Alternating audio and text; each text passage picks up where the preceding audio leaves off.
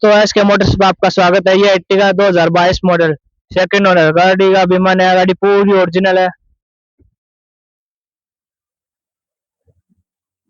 ये Kwid 2019 model first owner गाड़ी पूरी ओरिजिनल है। गाड़ी का बीमा वगैरह सब नया है। गाड़ी पेट्रोल में रहेगी।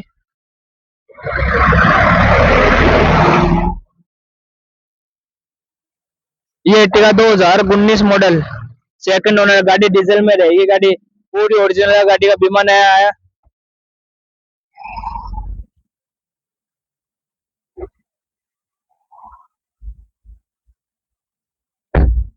Bolero 2017 model power plus first owner गाड़ी पूरी ओरिजिनल है। गाड़ी का बीमा वगैरह सब नया है।